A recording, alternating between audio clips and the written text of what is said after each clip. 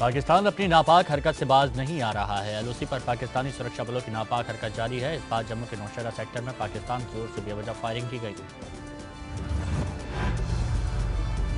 शनिवार देर रात से यहां के कलसिया इलाके में पाकिस्तानी सेना मोर्टार दाग रही है। पाकिस्तानी गोलाबारी में एक बच्ची समेत 2 लोगों की मौत की सूचना है, जबकि एक अन्य महिला घायल बताई जा रही है। भारतीय सेना के मुताबिक आपको बता दें कि शुक्रवार को भी पाकिस्तानी सेना ने जम्मू के अर्निया इलाके में सीज फायर तोड़ा था।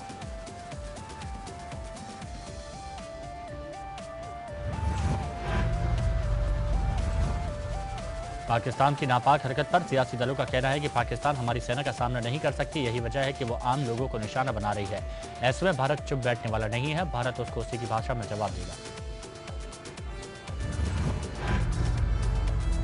जितना भी एरिया है पाकिस्तान की ओर से लगातार जो सिविल एरियाज हैं वहां फायरिंग की गई है, टारगेटेड किया गया है सिविल लोगों को। हमारी सेना के साथ आर्मी के साथ टकराने का तो उन लोगों को दम है नहीं है, लेकिन जो बेगुनाह लोग हैं, सिविल लोग हैं, निहत्थे लोग हैं, गांव के अंदर बेगुनाह लोगों को पाकिस्तान ने टारगेट किया है। बहुत ही अफसोसजनक वाकया है और हम भी चाहते हैं कि जिस भाषा में को पाकिस्तान समझता है उसी भाषा में पाकिस्तान को जवाब दिया जाए। ये बार का रोना बंद होना चाहिए। एक ही बार जो करना है सीज़फायर का वायलेशन बड़ा दुखद है। हमारे सैनिकों को उसका प्रताड़ना सहना पड़ता है। भारत सरकार कोई कार्रवाई नहीं कर रही है सिवाय ज़बानी फायरिंग के। तो स्वाभाविक रूप से जितने नेता हैं बीजेपी के सब ज़बानी फायरिंग करते हैं। सरकार के लोग मंत्री बैठे हुए ज़बानी फायरिंग करते हैं, कोई काम नहीं हो रहा है। तो स्वाभाविक रूप से हमारी सेना को छूट देना चाहिए कि सेना अपने इसमें जो भी संभव हो वो कर सके इसको रोकने के लिए। ये बहुत ही अफसोसनाक बात है। डेली सीज फायर का वायलेशन पाकिस्तान कर रहा है। जम्मू कश्मीर के मुख्यमंत्री महबूबा मुफ्ती ने पाक की नापाक हरकत पर चिंता जताई। उन्होंने कहा कि भारत पाक की लड़ाई में सबसे ज्यादा नागरिक प्रभावित हो रहे हैं।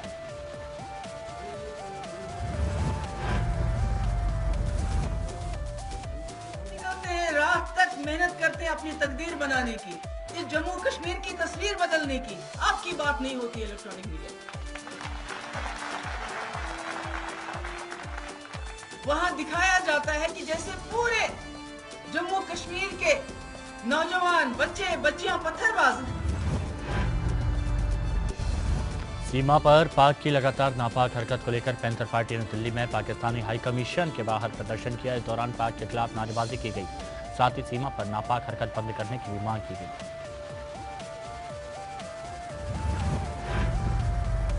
जम्मू कश्मीर को हिंसा की आग में झोंकने वाले हुर्रियत नेताओं को अब धमकी मिल रही है। ये धमकी कोई और नहीं बल्कि उन्हीं से कभी हमदर्द रहे हिजबुल मुजाहिदीन के नेताओं ने दी है। हिजबुल मुजाहिदीन लीडर जाकिर मूसा ने हुर्रियत नेताओं को वार्निंग दी है कि उनकी लड़ाई में दखल ना दी जाए।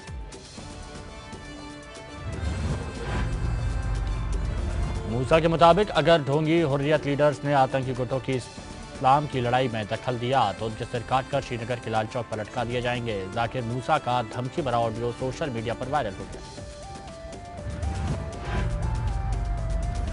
ऑडियो में मूसा ये कहता हुआ सुनाई दे रहा है कि मैं सभी ढोंगी हुर्रियत नेताओं को वार्निंग देता हूं कि वो किसी भी हाल में हमारे इस्लाम के संघर्ष में दखल ना दे। अगर उन्होंने ऐसा किया तो हम उनके सिर काटकर लाल चौक पर लटका देंगे।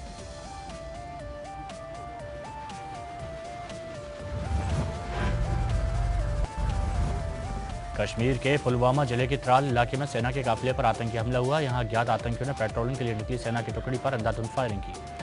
हालांकि हमले में किसी के हताहत होने की कोई खबर नहीं है। हमले के बाद सेना ने जवाबी कार्रवाई करते हुए पूरे इलाके में सघन चेकिंग अभियान चलाकर लोगों की तलाशी ली। बता दें कि दक्षिणी कश्मीर को पुलवामा में सेना ने पिछले कई दिनों से बड़ा सर्च ऑपरेशन चला रखा है, जिसके तहत हर संदिग्ध पर नजर रखी जा रही है।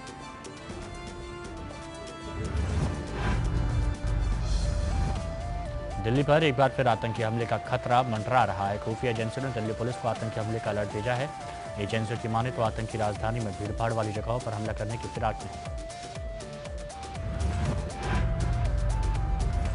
इंटेलिजेंस ब्यूरो ने दिल्ली पुलिस को अलर्ट भेज दिया है। सूत्रों के मुताबिक आतंकी ग्रुप दिल्ली में आईईडी से हमला कर सकते हैं।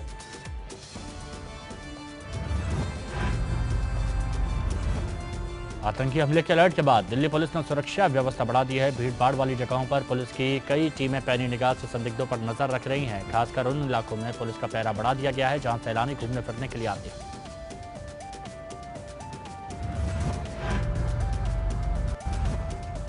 दिल्ली के पूर्व मंत्री कपिल मिश्रा के अनशन के चौथे दिन उन्होंने कहा कि वो जल्द ही पर्दे के पीछे की राजनीति का खुलासा करेंगे। आपको बता दें कि बीते दिन कपिल मिश्रा ने साफ किया था कि अनशन सच्चाई सामने आने तक जारी रहेगा।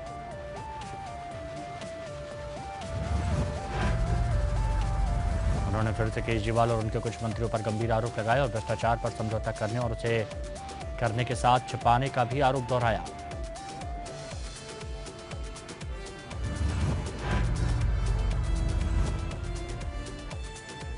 चंद डिटेल है और वही डिटेल मेरी ताकत है। अकेला आदमी हूँ जो इन सब पैसे वालों से, मुख्यमंत्री हैं, सरकार हैं, सारा तामझाम है और सत्येंद्र जैन जैसे अरबपति लोग उनके साथ बैठे हैं। मेरे पास बहुत चंद डिटेल हैं और यही मेरी ताकत है। अगर यही मैं सार्वजनिक कर दूं तो उसके बाद मेरे पास कुछ नहीं बचता और यही अरविंद केजरीवाल जी और उनके साथी चाहते हैं। पहले दिन से यही बोल रहे हैं। तो अरविंद केजरीवाल जी आप कोशिश कर लो, अब ये जानकारी आपको जांच के दौरान ही दी जाएगी। वहीं पूर्व जल मंत्री अरविंद केजरीवाल के खिलाफ अनशन पर बैठे कपिल मिश्रा की भूख हड़ताल के जवाब में अनशन का ऐलान करने वाले विधायक संजीव झा को पुलिस ने गिरफ्तार कर लिया।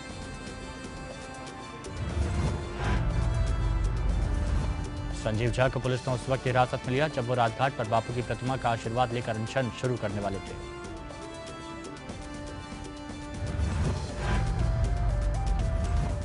संजीव झा कपिल ने केजरीवाल पर लगाए गए 2 करोड़ रुपए लेने का आरोप का सबूत देने की बात कह रहे हैं। संजय के मुताबिक जब तक कपिल सबूत नहीं देंगे उनका अनशन भी जारी रहेगा।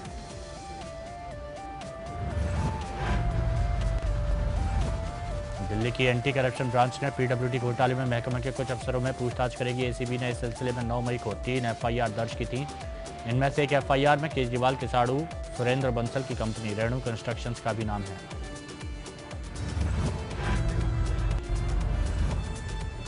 दिल्ली बीजेपी प्रदेश अध्यक्ष मनोज तिवारी ने एक बार फिर केजरीवाल पर उनके साड़ू के सहारे हमला बोला।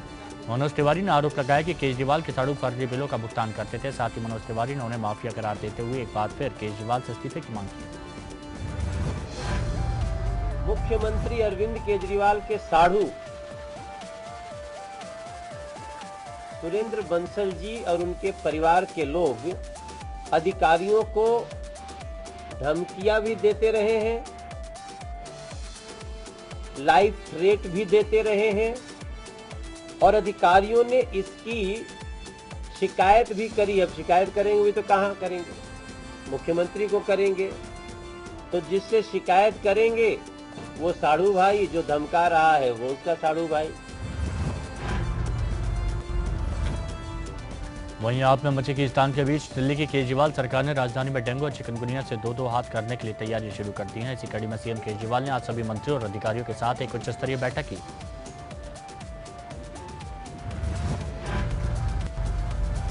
दिल्ली में सरकारी जमीन पर बने निजी स्कूलों में कक्षा 2 से 12वीं तक के EWS कैटेगरी के लोगों में बच्चों को एडमिशन कैसे मिले, इसके लिए कोई नियम नहीं बनाने पर हाईकोर्ट ने दिल्ली सरकार को आड़े हाथ लिया है।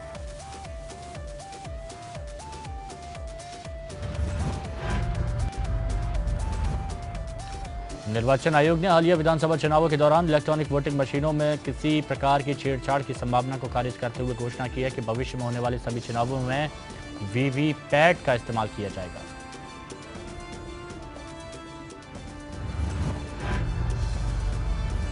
हरियाणा की तरफ से पंजाब सरकार को इस दावे को खारिज कर दिया गया है जिसमें कहा गया है कि दोनों राज्य विवादास्पद SYL नहर मुद्दे पर बातचीत के जरिए समाधान निकालने पर सहमत हुए हैं।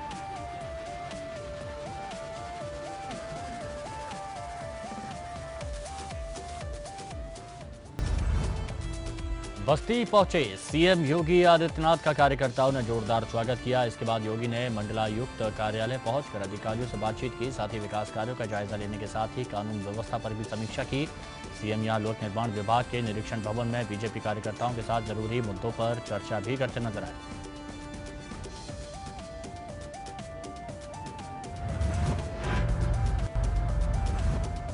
गोरखपुर पहुंचे सीएम योगी आदित्यनाथ ने सुबह जनता दरबार लगाया और लोगों की शिकायतें सुनी। इस दौरान आदित्यनाथ ने जनता दरबार में ट्रिपल तलाक में पीड़ित महिलाओं ने भी अपना दुख साझा किया।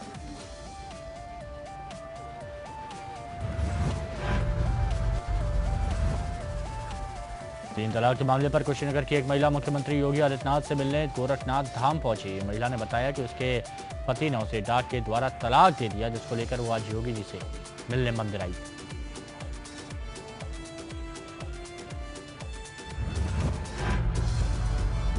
गोरखपुर दौरे पर पहुंचे सीएम योगी ने आज दिन की शुरुआत कुछ पुराने अंदाज से की। इस दौरान सुबह उठकर उन्होंने अपने हाथों से गाय को चारा खिलाया और पूजा अर्चना की।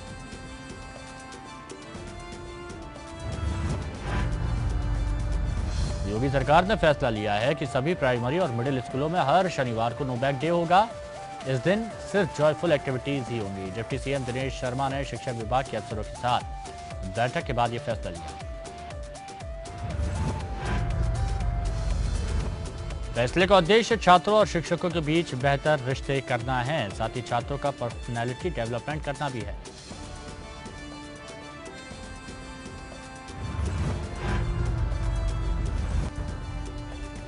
बीजेपी अल्पसंख्यक मोर्चा के कार्यकर्ताओं ने अयोध्या में राम मंदिर बनाने की मांग को लेकर चादर को योगी से छुआया। इस चादर को नक्को बाबा पर चढ़ाया जाएगा।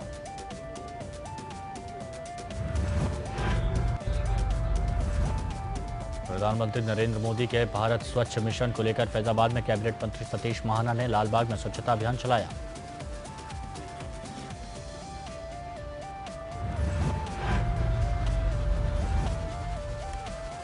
वहीं राजधानी लखनऊ में मंत्री महेंद्र सिंह ने हनुमान सेतु मंदिर जाकर साफ सफाई की, साथ ही लोगों को साफ सफाई से रहने का संदेश दिया।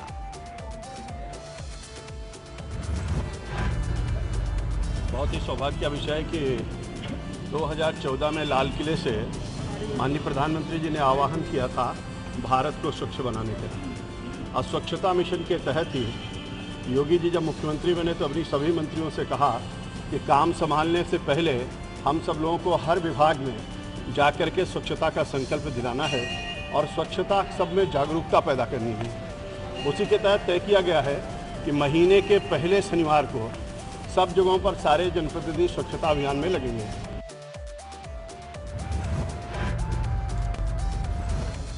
दो दिवसीय दौरे पर कासगंज पहुंचे राज्य मंत्री सुरेश पासी ने जिला चिकित्सालय का औचक निरीक्षण किया। साथ ही उन्होंने इमरजेंसी वार्ड में पहुंचकर मरीजों की परेशानियों को सुना। साथ ही चिकित्सा अधिकारियों को जल्द से जल्द व्यवस्था दुरुस्त किए जाने के निर्देश दिए।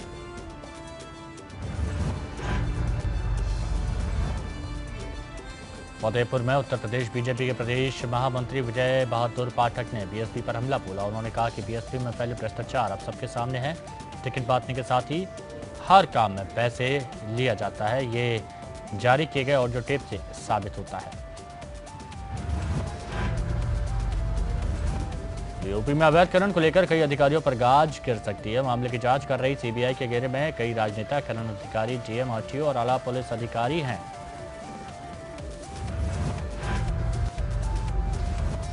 मुरादाबाद भारतीय वाल्मीकि धर्म समाज ने बीजेपी सरकार पर दलित विरोधी होने का आरोप लगाते हुए हिंदू धर्म छोड़ने की धमकी दी। साथ ही दलितों ने घरों में रखी भगवान की मूर्तियों को रामगंगा में प्रवाहित कर आक्रोश भी व्यक्त किया।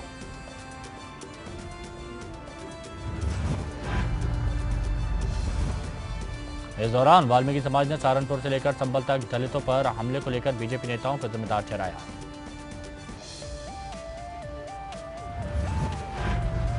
सरकार से जो हमने सपने देखे थे वो हमारी सोच के बिल्कुल विरुद्ध गए हैं। जैसे रामचंद्र जी ने एक भाई की आड़, पेड़ की आड़ में होकर बाली को मारा था, वैसे ही आज भाजपा वाले एक भाई की, वाल्मीकि भाई की आड़ में दूसरे वाल्मीकि भाई पे गोली चला रहे। भाजपा का भी त्याग किया और हिंदू धर्म का भी, जो इनका योगी जी का, मोदी जी का सपना है ना कि मंदिर भी बनाएंगे, और हम कह रहे हैं हम आएंगे और बाबरी मस्जिद भी बनाएंगे। अब किसी से मैं राम राम नहीं करूंगा, सलाम वालेकुम तो कर सकता हूँ। संभल के गन्नौर इलाके के नदरौली गांव में दो गुटों के बीच झड़प के बाद गांव में पलायन की स्थिति बनी हुई है। हालांकि पुलिस इस बात को सिरे से खारिज कर रही है। ऐसे में जब एपीएन की टीम मौके पर पहुंची तो सारा सच सामने आ गया। बता दें कि इलाके के लोग डर से सहमे हुए हैं और बवाल के बाद घरों से पलायन कर रहे हैं। हमीरपुर में महिला मोर्चा के अध्यक्ष को कुछ दबंगों ने बंधक बना लिया और उसके बाद उससे जबरदस्त जमकर मारपीट की। इस शिकायत को लेकर जब महिला जिला प्रभारी मंत्री के पास पहुंची तो मंत्री जी ने एसपी को जमकर फटकार लगाई।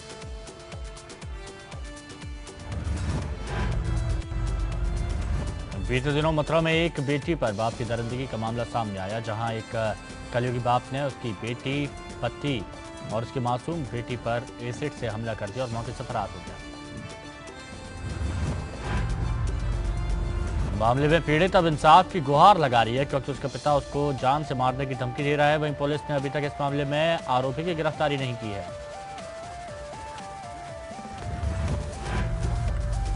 आजमगढ़ के सदर अस्पताल में हंगामा मचा रहा। दिन में एक्सरे कराने आए एक युवक के टेक्नीशियन विवाद हो गया, जिसके बाद युवक ने अपने साथी को बुलाकर टेक्नीशियन को जमकर पीटा और एक्सरे रूम में तोड़फोड़ भी की।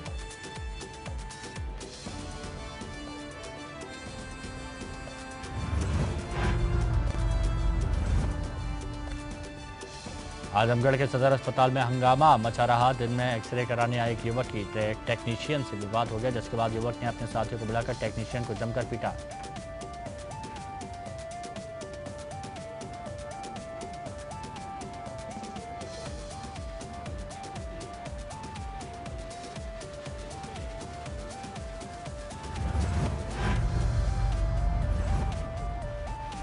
हमीरपुर के मौदहा कोतवाली में एक घर से 5 शव मिलने से हड़कंप मच गया। मौके पर पहुंची पुलिस ने मामले में जांच शुरू कर दी है। पुलिस के मुताबिक फॉरेंसिक टीम और डॉग स्क्वाड टीम की मदद से जांच की जा रही है।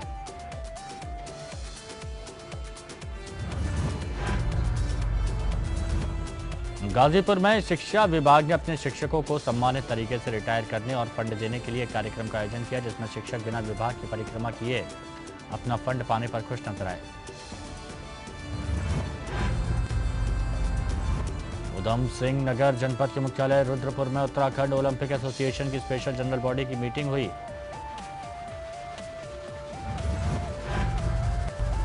हल्द्वानी के किसान समय पर बारिश नहीं होने से परेशान है। बारिश नहीं होने की वजह से वो मायूस हैं।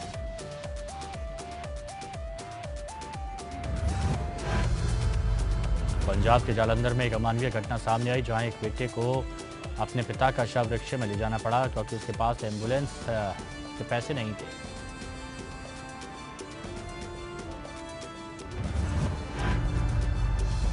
दरअसल पिता की मौत के बाद उनके शव को एम्बुलेंस से ले जाने के लिए पैसे कम पड़े, तो एक युवक को मजबूरी में रिक्शे का इस्तेमाल करना पड़ा। मामला शहर के सिविल अस्पताल का है, जहां लाल सिंह नाम के शख्स को 7 मई को स्ट्रोक के बाद अस्पताल में भर्ती कराया गया था।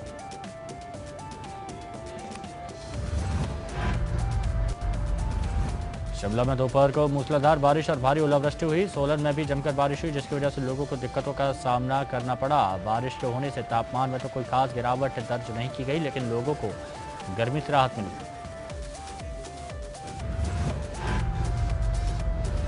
चीन की नई चाल में भारत को चिंता में डाल दिया है। चीन की महत्वाकांक्षी परियोजना वन बेल्ट वन रोड यानी OBOR से अब नेपाल भी जुड़ गया है। इस योजना में सहमति न जताने वाले देश भारत को अकेले छोड़ते हुए शुक्रवार को इस परियोजना में शामिल होने के लिए हस्ताक्षर कर दिए।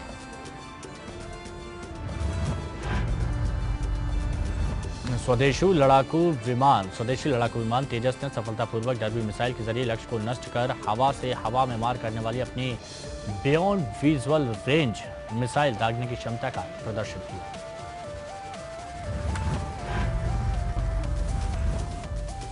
टीम इंडिया के कप्तान विराट कोहली की टीम IPL 10 में कोई कमाल नहीं कर पाई, फिर भी कोहली के सितारे अभी भी बुलंद है और उन्हें चैंपियंस ट्रॉफी से पहले एक बड़ा तोहफा मिला है। विराट को जर्मन लग्जरी कार निर्माता कंपनी ऑडी ने ऑडी Q7 कार गिफ्ट की है।